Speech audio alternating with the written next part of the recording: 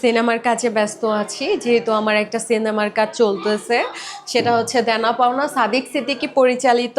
আর আমার সিনেমার second slot next মান্থে হবে। আর এছাড়াও আমার হাতে আরেকটা সিনেমার কাজ রয়েছে। আর আমি হচ্ছে মিস অ্যান্ড মিসেস এলিগেন্সের ফার্স্ট রানার আপস। আর এছাড়াও আমার অনেক নাটকের কাজের অফার রয়েছে। মিডিয়াতে আমি 2020-এ ফার্স্ট আসি। আর মাঝখানে আমার ফ্যামিলি ইস্যুস, যেহেতু আমার ফ্যামিলি মিডিয়া পছন্দ করেন না, সেই জন্য আমার একটু গ্যাপ ছিল। বাট আবার আমি স্টার্ট করেছি। বাট এরকম কোনো প্রতিবন্ধকতার শিকার আমি এখনো পর্যন্ত হইনি। আর কেউ হচ্ছে কিনা আমার এটা সম্পর্কে জানা নেই। সাকিব অপু জুটিটা খুবই সুন্দর একটা জুটি। আর দুইজনের জায়গা থেকে খুবই সুন্দর। আর আমার হচ্ছে মেগাস্টার সাকিব খানকে খুব পছন্দ। অ্যান্ড পাশাপাশি অপু দিদিকেও আমার খুব বেশি পরিমাণ পছন্দ। পার্সোনালি অপু বিশ্বাস দিদিকে খুব বেশি পরিমাণ পছন্দ করি। আর উনি সবসময় আমার পছন্দের লিস্টেই ছিলেন। আর ওনাকে আমি আজকে না, ওনাকে আমি সবসময়ই দেখেছি। আমার সবসময়ই ওনাকে আমার ভালো লাগে। হ্যাঁ, ওনার অভিনয় খুবই সুন্দর।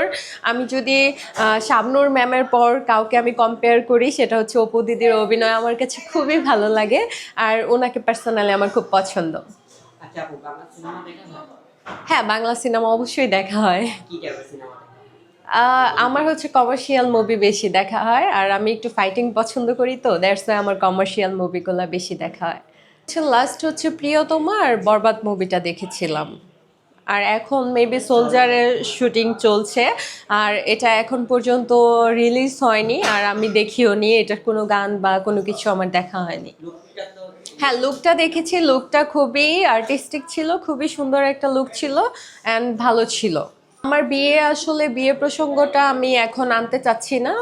1 থেকে 2 বছর পর আমি বিয়ের দিকে মুভ করব, যেহেতু আমার এখনো পর্যন্ত অনার্স কমপ্লিট হয়নি। সেটা কমপ্লিট হলে ইনশাল্লাহ আমি বিয়ের দিকে মুভ করব।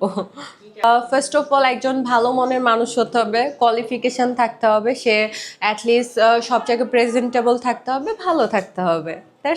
তার মধ্যে অবশ্যই সে এক্সেপশনাল হবে, যেহেতু আমি মনে করি যে না, যে আমাকে চুজ করবে প্লাস তার মধ্যে কিছু কোয়ালিফিকেশন না থাকলে তো আমি তার সাথে থাকতে পারবো না। সো অবশ্যই সে এক্সেপশনাল কিছুই হবে।